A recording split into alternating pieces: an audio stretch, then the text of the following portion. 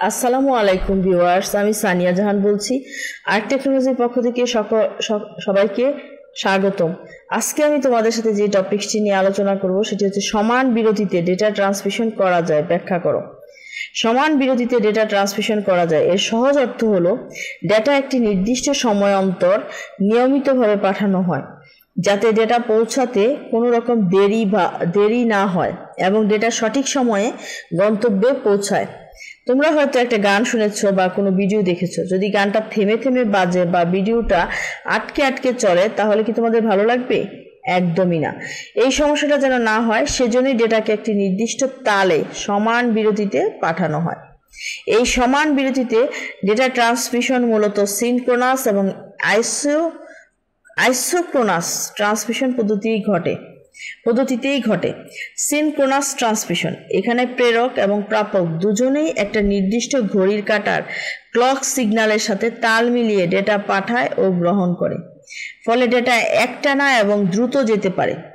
Isochronous transmission এই সিনক্রোনাসেরই একটি উন্নত রূপ, যেখানে সময়কে আরো বেশি গুরুত্ব দেওয়া হয়।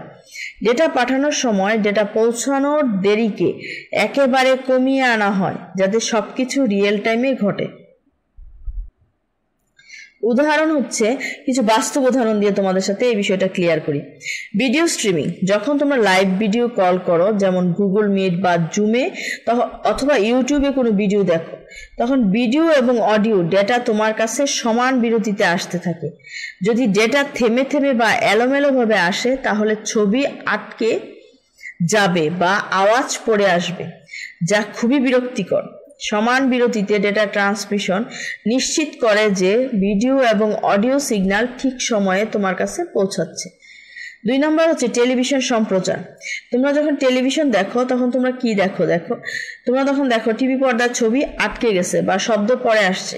সাধারণত তা হয় না। এর কারণ হলো টেলিভিশন স্টেশন থেকে প্রতিটি ছবির ফ্রেম এবং তার সাথে জড়িত শব্দ নির্দিষ্ট সময় ব্যবধানে এবং সমান বিরতিতে আমাদের টিভিতে পাঠানো হয়। 3 নম্বর হচ্ছে ইথারনেট নেটওয়ার্ক। তোমরা কম্পিউটারে ইন্টারনেট সংযোগের জন্য যে ইথারনেট কেবল ব্যবহার করো সেটাও ডেটা নির্দিষ্ট হার অনুযায়ী এবং সমান বিরতিতে পাঠানো হয়। এর ফলে কম্পিউটার এবং নেটওয়ার্কের মধ্যে ডেটা আদান প্রদান খুবই মসৃণ এবং দ্রুত হয়।